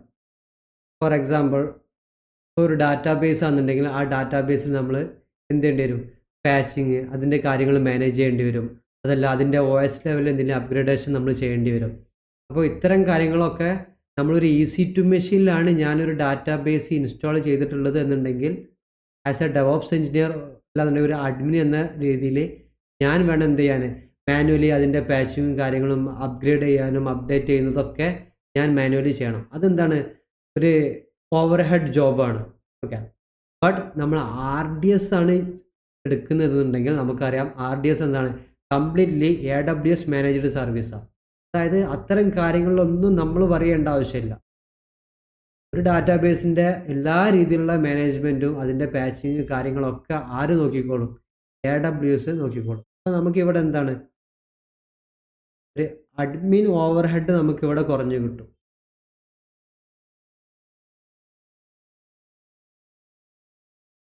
അഡ്മിൻ ഓവർ ഹെഡ് എന്തായിരിക്കും, ലെസ് ആയിരിക്കും. കാരണം എന്താണ്, മാനേജ്ഡ് സർവീസാണ്. മാനേജ്ഡ് സർവീസ് ആയതുകൊണ്ട് തന്നെ നമ്മൾ എന്ത് ചെയ്യാറുണ്ട്, ആ ഒരു ഹെഡേക്ക് കുറഞ്ഞു കിട്ടാൻ വേണ്ടി RDS യൂസ് ചെയ്യാറുണ്ട്. നെക്സ്റ്റ് എന്ന് പറഞ്ഞു കഴിഞ്ഞാൽ ഒരു ബാക്കപ്പ് അല്ലാന്നുണ്ടെങ്കിൽ DR മീൻസ് ഡിസാസ്റ്റർ റിക്കവറി. അതായത് എന്തെങ്കിലും നേരത്തെ നമ്മൾ പറഞ്ഞ പോലെ എന്തെങ്കിലും ഒരു ഡിസാസ്റ്റർ സംഭവിച്ചാൽ നമ്മൾ ഡാറ്റാബേസ് എല്ലാം ലോസ് ആയി കഴിഞ്ഞാൽ നമുക്ക് എന്ത് വേണം, നഷ്ടപ്പെട്ട ഡാറ്റാബേസ് നമുക്ക് കിട്ടണം. അത് അത്രയും വാല്യൂ ഉള്ള ഒരു സംഭവമാണ് അല്ലേ. നമ്മളുടെ ഒരു എന്താ പറയുക, മില്യൺ കണക്കിന് അല്ലാണ്ട് ബില്യൺ കണക്കിന് യൂസേഴ്സിൻ്റെ ഡാറ്റ നഷ്ടപ്പെട്ട് കഴിഞ്ഞാൽ അത് അത്രയും നമ്മുടെ ബിസിനസ്സിൽ ഒരു ഇമ്പാക്റ്റ് ഉണ്ടാക്കുന്ന സംഭവമാണ്. അപ്പോൾ നമുക്ക് എന്തായിരിക്കണം, പ്രോപ്പറായിട്ട് നമ്മുടെ ഡാറ്റാബേസിൻ്റെ ബാക്കപ്പ് മാനേജ് ചെയ്യണം. എന്തെങ്കിലും ഒരു ഡിസാസ്റ്റർ സംഭവിച്ചാൽ അത് റിക്കവർ ചെയ്യണം. അപ്പോൾ ഇതെല്ലാം കുറച്ചും കൂടി എന്താണ്, മാനേജ് ചെയ്യുന്നതും കാര്യങ്ങളും ഓട്ടോമേറ്റ് ചെയ്യുന്നതൊക്കെ RDS നമുക്ക് കുറച്ചും കൂടി എളുപ്പമാണ്. അല്ലാന്നുണ്ടെങ്കിൽ നമ്മളൊരു ഈസി ടു മെഷീൻ ആണെന്നുണ്ടെങ്കിൽ നമുക്ക് ചെയ്യാം, പക്ഷെ എന്താണ്, കുറച്ചും കൂടി ഡിഫിക്കൽട്ടാണ്. അതായത് ഇതിൻ്റെ മേ ബി 10 കണക്കിന് എന്തുണ്ടായിരിക്കും, TB സൈസ്ഡ് ആയിരിക്കും നമ്മളുടെ ബാക്കപ്പിൻ്റെ ഡംപ് ഫയലോ ബാക്കപ്പോ. അപ്പോൾ അത് നമ്മൾ കീപ്പ് ചെയ്യുന്നതും അതുപോലെ അത് നമ്മൾ റീസ്റ്റോർ ചെയ്യുന്നതും കാര്യങ്ങളൊക്കെ എന്താണ്, കുറച്ച് ഡിഫിക്കൽട്ട് ആയിട്ടുള്ള സംഭവം. ഒരു ഡാറ്റാബേസ് എൻഡിൽ നിന്ന് വർക്ക് ചെയ്യുമ്പോൾ അത് കുറച്ച് എന്താണ്, ഡിഫിക്കൽട്ട് ആയിട്ടുള്ള കാര്യമാണ്. അപ്പോൾ അതും എന്താണ്, RDS വരുമ്പോൾ നമുക്ക് കുറച്ചും കൂടി ബെറ്റർ ആയിട്ടുള്ള സംഭവം. നെക്സ്റ്റ് എന്ന് പറയുന്നത് എന്താണ്, നമ്മൾ ഒരു ഈസി ടു മെഷീനിലാണ് ഡാറ്റാബേസ് നമ്മൾ ഇൻസ്റ്റാൾ ചെയ്യുന്നതുണ്ടെങ്കിൽ അവിടെ എന്ത് വേണം, നമുക്ക് നല്ല സ്കില്ല് വേണം അല്ലേ. അതിനെക്കുറിച്ച് നന്നായിട്ട് അറിയണം. അത് എങ്ങനെ നമുക്ക് മാനേജ് ചെയ്യാം, എങ്ങനെ പാച്ചിങ് അപ്ഡേഷൻസ് കാര്യങ്ങൾ, അതുപോലെ ബാക്കപ്പ് എടുക്കുന്നതും അതിൻ്റെ റിക്കവറി കാര്യങ്ങളൊക്കെ നല്ലൊരു സ്കില്ല് വേണം. ഓക്കെ, അതുപോലെ തന്നെ സ്കില്ലിൻ്റെ കൂടെ തന്നെ നമ്മൾ എന്ത് ചെയ്യണം, പ്രോപ്പറായിട്ട് മോണിറ്റർ ചെയ്യേണ്ടി വരും. ഓക്കെ, ഡാറ്റാബേസ് മേ ബി നമുക്ക് വേണമെന്നുണ്ടെങ്കിൽ ഒരു 24/7 നമ്മൾ മോണിറ്റർ ചെയ്യേണ്ടി വരും. എന്തെങ്കിലും കാര്യങ്ങളോ പുതിയ അപ്ഡേഷൻസോ എന്തെങ്കിലും ആൾട്ടർ ചെയ്യുന്ന കാര്യം. അപ്പോൾ മോണിറ്റർ ചെയ്യുന്നതും സ്കില്ലും ഒക്കെ എന്താണ്, ഈസി ടു മെഷീനിൽ നമ്മൾ ഡിപ്ലോയ് ചെയ്യാന്നുണ്ടെങ്കിൽ ആവശ്യമാണ്. പക്ഷേ RDS നമ്മളിങ്ങനെ 24/7 മോണിറ്ററിങ്ങോ കാര്യങ്ങളോ അത്ര ഹൈ സ്കില്ലും വേണ്ട. നമുക്ക് സിമ്പിളായിട്ട് എന്ത് ചെയ്യാം, ഒരു ഡാറ്റാബേസ് നമുക്ക് ലോഞ്ച് ചെയ്യുന്നതും ക്രിയേറ്റ് ചെയ്യുന്നതും ഇതിൽ അപ്ഡേഷൻസ് കാര്യങ്ങളൊക്കെ വളരെ എളുപ്പമാണ്. കാരണം എന്താ, മാനേജ് ചെയ്യുന്നത് AWS ആണ്. നമുക്ക് കൂടുതലായിട്ട് ഓവർ ഹെഡ് ജോബുകളൊന്നും അവിടെ ഇല്ല. നെക്സ്റ്റ് എന്ന് പറയുന്നത് പെർഫോമൻസ് എന്തായിരിക്കും, മറ്റേതിനേക്കാളും കൂടി ഹൈ പെർഫോമൻസ് ആർക്കുണ്ടായിരിക്കും, RDS ഉണ്ടായിരിക്കും. വേറൊരു കാര്യം നമുക്ക് എന്ത് പറയാം, പെർഫോമൻസ് ഹൈ ആയിരിക്കും. ഒരു മാനേജ്ഡ് സർവീസാണ്, അഡ്മിൻ ഓവർ ഹെഡ് നമുക്ക് കുറക്കാം. ഇത്രയും കാര്യങ്ങളൊക്കെ തന്നെ ഉള്ളൂ, രണ്ടിനെയും ഡിഫറെൻ്റ് ആയി നിർത്തുന്നത്. മറ്റൊരു കാര്യം എന്താണെന്ന് വെച്ച് കഴിഞ്ഞാൽ, ഇപ്പോൾ നമ്മുടെ AWS സൈഡിലാണെന്നുണ്ടെങ്കിൽ നമുക്കറിയാം, എന്താ പറയുക, എപ്പോഴും AWSൻ്റെ ആ ഒരു കമ്മ്യൂണിറ്റി ഓരോരോ R&D ചെയ്തിട്ട് അവർ പുതിയ പുതിയ ഫീച്ചേഴ്സ് എവിടെ കൊണ്ടുവരാറുണ്ട്, RDSൻ്റെ സൈഡിൽ കൊണ്ടുവരാറുണ്ട് അല്ലേ. ഒരുപാട് മാറ്റങ്ങൾ, ഇപ്പോൾ ഒരുപാട് മുന്നത്തെ RDSും ഇപ്പോൾ ഉള്ള RDSും തമ്മിൽ ഒരുപാട് ഡിഫറൻസ് ഉണ്ട്. ഒരുപാട് ഡാറ്റാബേസസ് പുതുതായിട്ട് വന്നു. IBMൻ്റെ DB2 വരെ AWS വന്നു. അതുപോലെ തന്നെ ഇതിൻ്റെ ഫീച്ചേഴ്സിലും കാര്യങ്ങളിലൊക്കെ ഒരുപാട് ചേഞ്ചസ് കൊണ്ടുവരുന്നുണ്ട്. അത് ഇനിയും വരും. അപ്പോൾ ഇത്തരം ചേഞ്ചസും അതിൻ്റെ ഒരു ബെനിഫിറ്റ് ഒന്നും നമുക്ക് എവിടെ കിട്ടത്തില്ല. ഒരു ഈസി ടു മെഷീനിൽ നമ്മൾ മാനുവലി ഒരു ഓപ്പൺ സോഴ്സ് ആയിട്ടുള്ള ഒരു ഡാറ്റാബേസ് ഇൻസ്റ്റാൾ ചെയ്ത് കഴിഞ്ഞാൽ നമുക്ക് അവിടെ കിട്ടത്തില്ല. അപ്പോൾ അത്തരം ഫീച്ചേഴ്സും കാര്യങ്ങളൊക്കെ മിസ് ഔട്ടായി പോവാതിരിക്കാനൊക്കെ വേണ്ടിയിട്ട് നമ്മൾ എന്ത് യൂസ് ചെയ്യാറുണ്ട്, RDS യൂസ് ചെയ്യാറുണ്ട്. ഈ കാര്യങ്ങൾ എന്ത് ചെയ്യുക, ജസ്റ്റ് ഒന്ന് മനസ്സിലാക്കി വെക്കുക.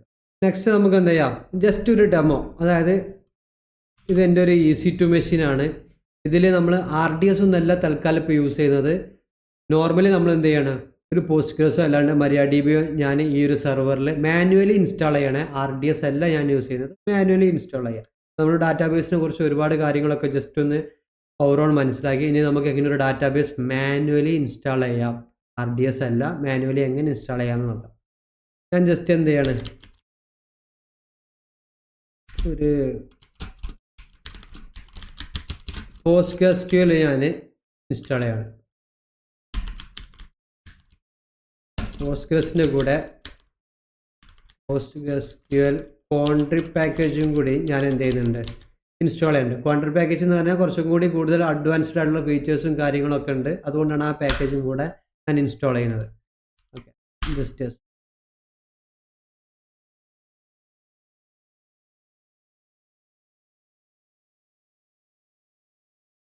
ശ്രദ്ധിക്കണേ, നമ്മൾ നേരത്തെ പറഞ്ഞ പോലെ ഒരു EC2 മെഷീനിൽ ഒരു ഡാറ്റാബേസ് ഇൻസ്റ്റാൾ ചെയ്യണം.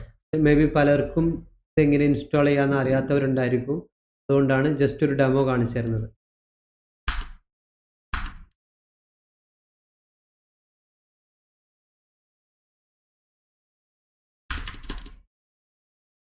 ഞാൻ സ്ക്രീൻ ഒന്ന് ക്ലിയർ ചെയ്യുന്നുണ്ട്.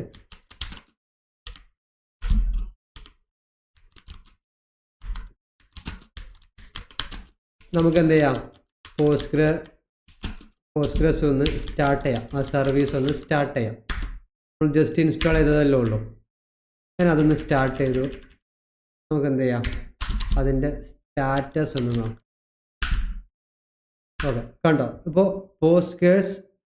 PostgreSQL RDBMS, അതായത് റിലേഷണൽ ഡാറ്റാബേസ് മാനേജ്മെൻറ്റ്, അതിൻ്റെ സ്റ്റാറ്റസ് നോക്കാം. ആക്റ്റീവ് ആണ്. നമ്മൾ ഇൻസ്റ്റാൾ ചെയ്തു, ആ സർവീസ് നമ്മൾ എന്ത് ചെയ്തു, ആക്ടിവേറ്റ് ചെയ്തു.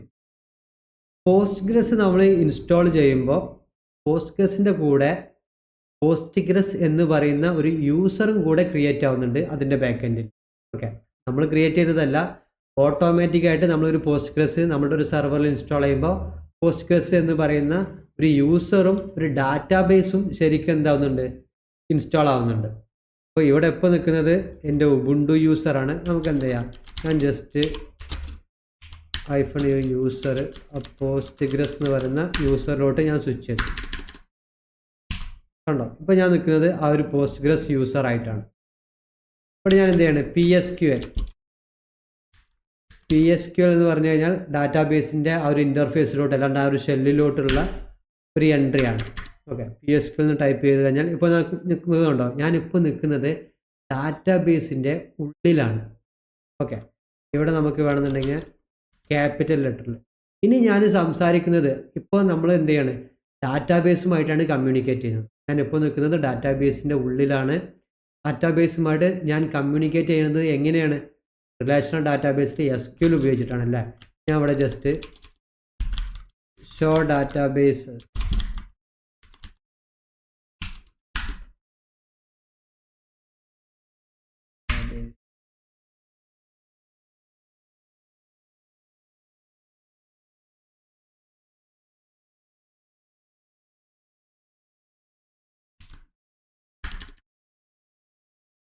നമുക്ക് \l അടിച്ചു കഴിഞ്ഞാൽ ലിസ്റ്റ് ചെയ്യേണ്ടതാണ്.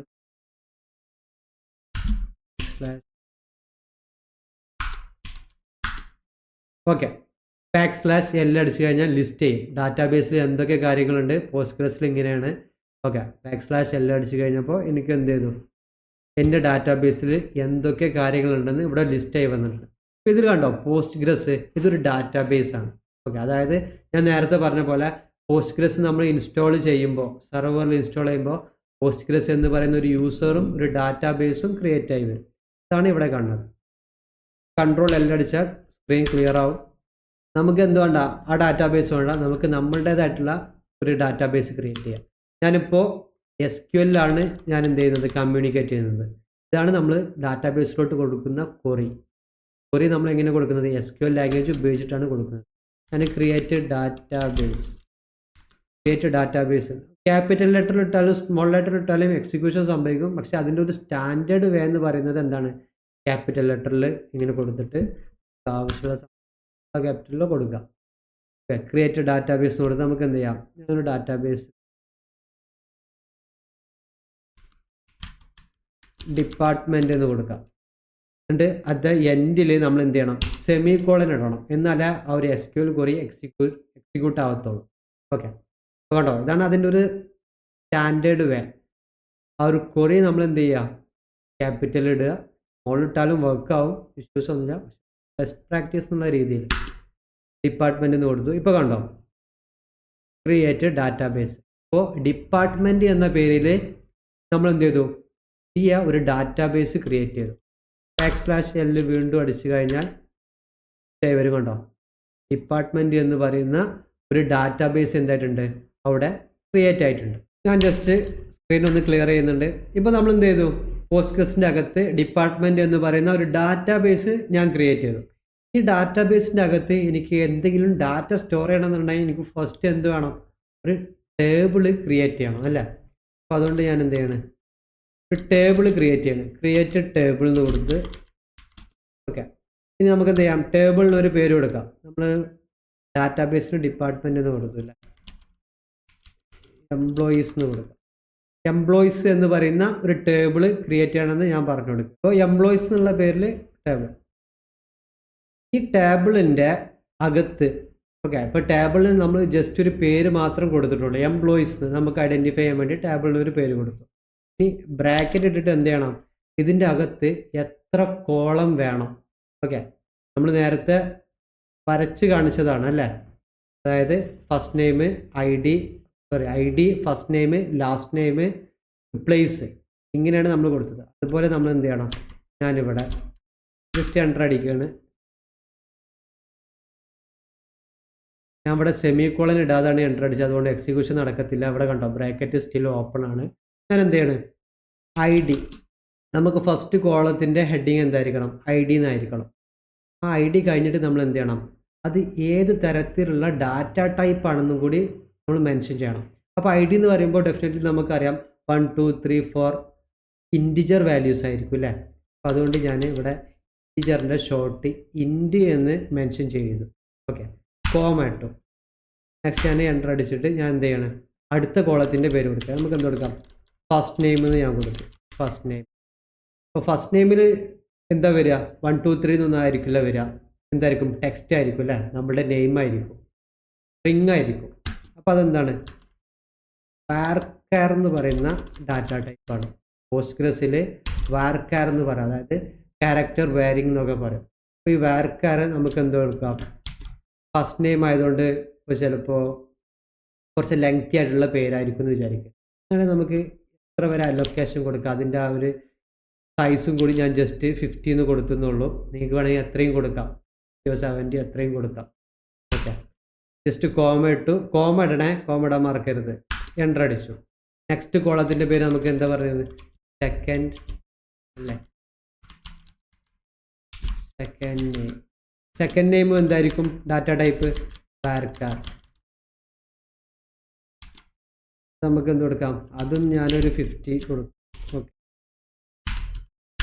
നെക്സ്റ്റ് ഇപ്പോൾ ടേബിളിൻ്റെ എംപ്ലോയീസ് എന്ന് പറയുന്ന ടേബിളിൽ ഫസ്റ്റ് കോളത്തിന് നമ്മൾ ഐ ഡി എന്ന് കൊടുത്തു, ഫസ്റ്റ് നെയിം, സെക്കൻഡ് നെയിം. നമുക്ക് വേണമെന്നുണ്ടെങ്കിൽ എന്ത് കൊടുക്കാം, ഡേറ്റ് ഓഫ് ബർത്ത്,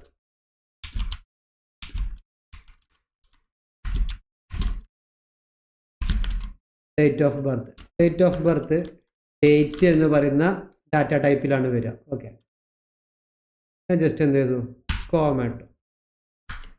ഇനി നമുക്ക് വേണമെന്നുണ്ടെങ്കിൽ എന്ത് ചെയ്യാം, എംപ്ലോയീസ് അല്ല, അപ്പോൾ സാലറി,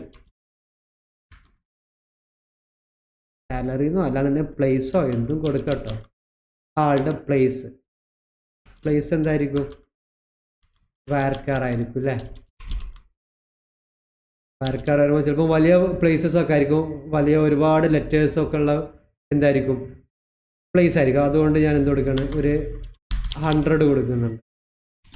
ഓക്കെ, അപ്പോൾ ഇത്രയും എന്ത് മതി, കോളം മതി എനിക്ക്. അപ്പോൾ ഞാൻ എന്ത് ചെയ്യാണ്, സെമി കോളൻ ഇട്ടു, ഞാൻ ജസ്റ്റ് എൻ്റർ അടിച്ചു. ഓക്കെ, കോളൻ മാത്രം ഇട്ടാൽ പോലെ ബ്രാക്കറ്റ് ക്ലോസ് ചെയ്യാൻ നമ്മൾ മറന്നു. ഞാനിവിടെ ഈ 100ൻ്റെ ബ്രാക്കറ്റ് ക്ലോസ് ചെയ്തിട്ടുള്ളൂ, ഇവിടെ ഓപ്പൺ ആക്കിയതിൻ്റെ ഞാൻ ഇപ്പോഴേ ക്ലോസ് ചെയ്യുന്നുള്ളൂ.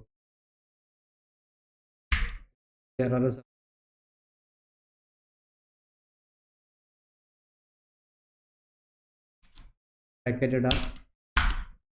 ഓക്കെ, കണ്ടോ, ക്രിയേറ്റ് ടേബിൾ. ഇപ്പോൾ എന്തായി, ടേബിളും ക്രിയേറ്റ് ആയിട്ടുണ്ട്. ഞാൻ ജസ്റ്റ് സ്ക്രീൻ ഒന്ന് ക്ലിയർ ചെയ്തു. അപ്പോൾ \d നമുക്ക് ആ ടേബിൾ ഒന്ന് ഡിസ്ക്രൈബ് ചെയ്യാം. സ്മോൾ ലെറ്റർ D ഇട്ടിട്ട് ടേബിളിൻ്റെ നെയിം എന്തായിരുന്നു? എംപ്ലോയീസ് എന്നായിരുന്നു. കണ്ടോ? ഇപ്പോൾ ആ ടേബിൾ ഞാൻ ഡിസ്ക്രൈബ് ചെയ്തപ്പോൾ ടേബിളിൽ കോളംസ് കാണിക്കുന്നുണ്ട്. ID, first name, second name, date of birth, place. ഇതിൻ്റെ ടൈപ്പ് ഇവിടെ കാണിക്കുന്നുണ്ട്. ID എന്തായിരിക്കണം? മസ്റ്റായിട്ട് ഇൻറ്റിജർ ആയിരിക്കണം. ഫസ്റ്റ് നെയിം, സെക്കൻഡ് നെയിം എന്താണ്? വാർക്കർ, അതായത് ക്യാരക്ടർ വേരി. ഡേറ്റ് ഓഫ് ബർത്തിൻ്റെ ഡാറ്റ ടൈപ്പ് എന്താണ്? ഡേറ്റ് എന്ന് പറയുന്ന ഡാറ്റ ടൈപ്പ് തന്നെയാണ്. പ്ലേസും നമ്മൾ എന്താ കൊടുത്തിട്ടുള്ളത്?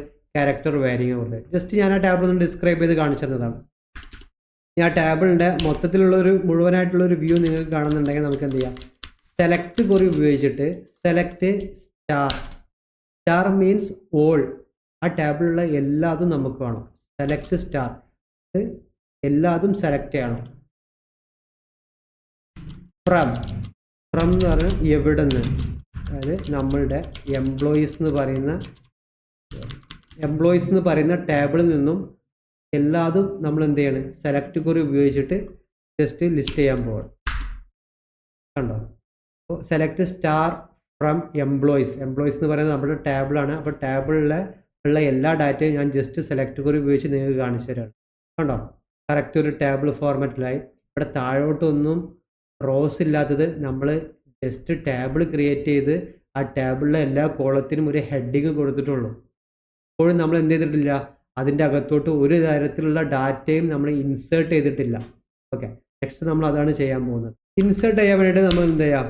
ഇൻസേർട്ട് കുറി ഉപയോഗിച്ചിട്ട് ഇൻസേർട്ട് ഇൻറ്റു നമ്മളുടെ ടേബിളിൻ്റെ പേര് കൊടുക്കുക. നമ്മളുടെ ടേബിളിൻ്റെ അകത്തോട്ട് നമുക്ക് എന്ത് ചെയ്യണം? എംപ്ലോയീസ് എന്ന് പറയുന്ന ടേബിളിൻ്റെ അകത്തോട്ട് ഇൻസേർട്ട് ചെയ്യണം അല്ലേ? ടേബിളിൽ എന്താണ്? ID ഉണ്ട്, അതുപോലെ കോമട്ട് space first name, second name,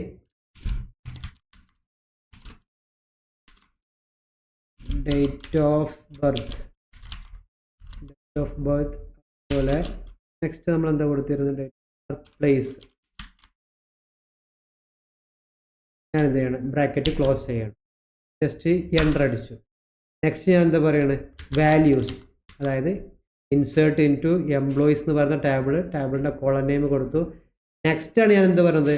values എന്ന് പറഞ്ഞിട്ട് ഇവിടെ വാല്യൂ കൊടുക്കണം. ID നമുക്ക് എന്ത് കൊടുക്കാം? 1 കൊടുക്കാം അല്ലേ? കോമ.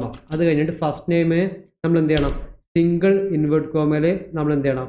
എഴുതാൻ ശ്രദ്ധിക്കണം. കാരണം അതെന്താണ്? സ്ട്രിങ് ആണ്. സ്ട്രിങ് ആയതുകൊണ്ട് എന്ത് ചെയ്യണം? സിംഗിൾ ഇൻവേർട്ട് കോമ ഇടണം.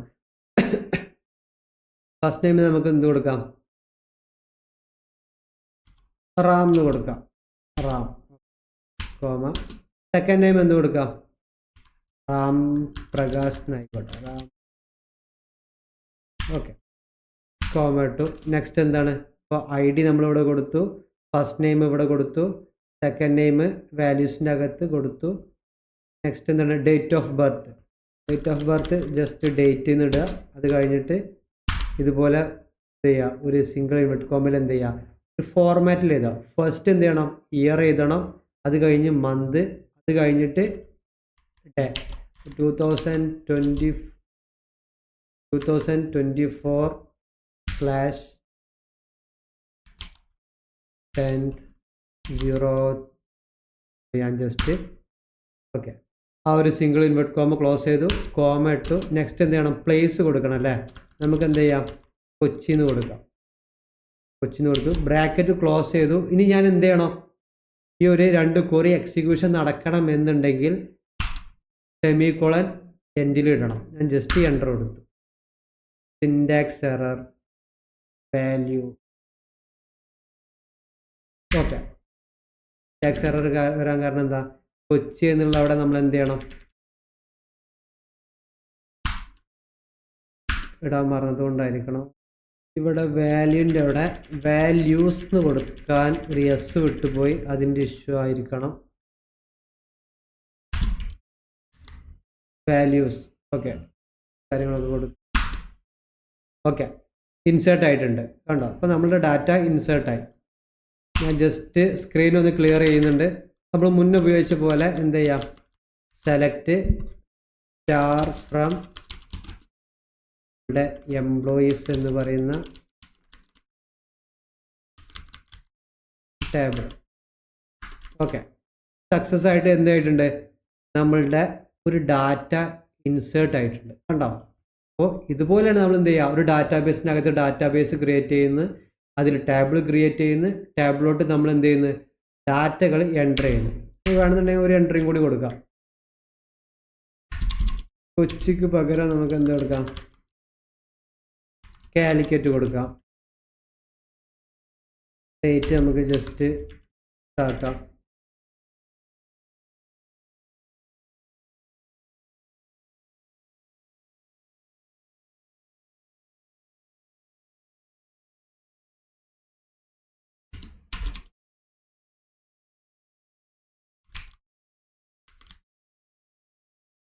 ജെയിംസ് പീറ്റർന്നോ എന്തെങ്കിലും ജസ്റ്റ് ഒരു പേര് കൊടുത്തു, എൻ്റർ അടിച്ചു. വീണ്ടും സെലക്ട് സ്റ്റാർ ഫ്രം എംപ്ലോയീസ്. ഇപ്പോൾ ഉണ്ടോ, ഇപ്പോൾ എന്തായി, 2 എൻട്രി നമ്മൾ സ്റ്റോർ ചെയ്തു നമ്മളുടെ ടേബിളിൽ. ബട്ട് ഇവിടെ നമ്മുടെ അടുത്തൊരു മിസ്റ്റേക്ക് പറ്റി. കാരണം ഇവിടെ നമ്മൾ എന്ത് ചെയ്തു, അത് ചേഞ്ച് ചെയ്യാൻ മറന്നു. വാല്യൂൻ്റെ അവിടെ ID നമ്മൾ എന്ത് ചെയ്തു, ചേഞ്ച് ചെയ്യാൻ മറന്നു. അതുകൊണ്ടാണ്, അത് നിങ്ങൾ ശ്രദ്ധിച്ചാൽ മതി. ഓക്കെ, ഇതുപോലെ നമുക്ക് എന്ത് ചെയ്യാൻ പറ്റും, മാനുവലി ഒരു EC2 മെഷീനിൽ ഒരു ഡാറ്റാബേസ് ഇൻസ്റ്റാൾ ചെയ്യാനും അതിൽ ഒരു ടേബിൾ ക്രിയേറ്റ് ചെയ്യാനും അതിലോട്ട് ഡാറ്റകൾ നമുക്ക് ഇതുപോലെ ഇൻസേർട്ട് ചെയ്യാൻ കഴിയും. ഇനി ഇതിൽ നിന്നും ഇപ്പോൾ നമ്മൾ എന്താ ചെയ്തത്, മുഴുവനായിട്ടുള്ള ഡാറ്റ ആണ് നമ്മൾ ഷോക്കേസ് ചെയ്തത്. സെലക്ട് സ്റ്റാർ ഫ്രം ടേബിളാണ്. നമുക്ക് വേണമെങ്കിൽ എന്ത് ചെയ്യാം, സെലക്ട് സ്റ്റാർ ഫ്രം എംപ്ലോയീസ്,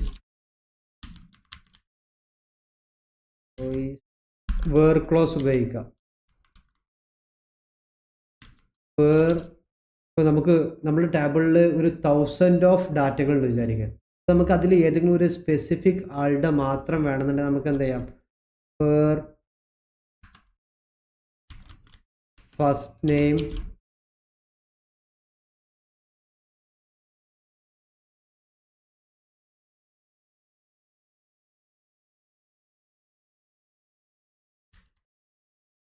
അറിയാതെ എൻ്റർ ആയി പോയി. സെലക്ട് സ്റ്റാർ ഫ്രം എംപ്ലോയീസ്,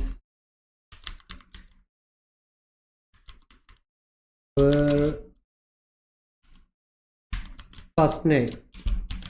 നമുക്ക് ഫസ്റ്റ് നെയിം അറിയാം, ആളുടെ ഫസ്റ്റ് നെയിം ഈക്വൽ ടു നമുക്ക് എന്ത് കൊടുക്കാം, എന്തൊക്കെ കൊടുത്തതിന് ജെയിംസ് എന്ന് കൊടുക്കാം. ഓക്കെ, നമ്മൾ എപ്പോഴും മറക്കുന്ന സംഭവമാണ്, സ്ട്രിങ് ആയിരിക്കുമ്പോൾ നമ്മൾ എന്ത് ചെയ്യണം, ഒരു സിംഗിൾ ഇൻവെർട്ട് കോമ ഇടുന്നത് പലപ്പോഴും മറന്നു പോകും. അതുകൊണ്ടുള്ള എററാണ്. Name equal to James, select star from employees.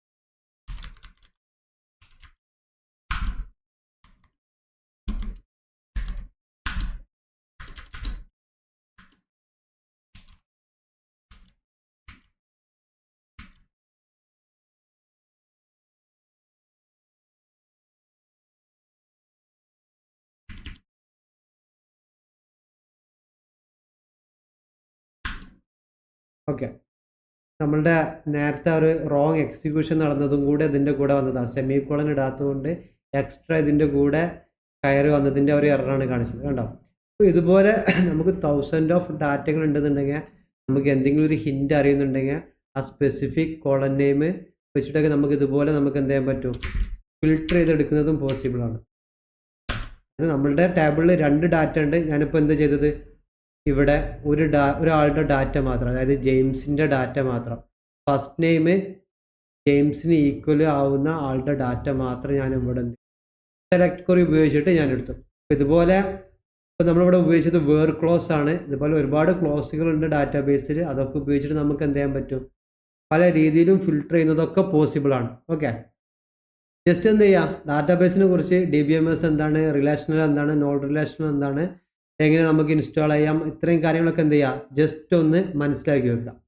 Next സെഷനിൽ നമുക്ക് എന്ത് ചെയ്യണം, AWSലെ RDSഉം ഇതും തമ്മിലുള്ള ചെറിയൊരു മൈഗ്രേഷനും കാര്യങ്ങളൊക്കെ ബന്ധപ്പെട്ടിട്ട് നമുക്ക് എന്ത് ചെയ്യാം, ഒരു ഡെമോ ചെയ്തിട്ട് ആ RDSഉം കൂടി നമുക്ക് എന്ത് ചെയ്യാം, ഡീറ്റെയിൽ ആയിട്ട് സംസാരിക്കാം. ഓക്കെ.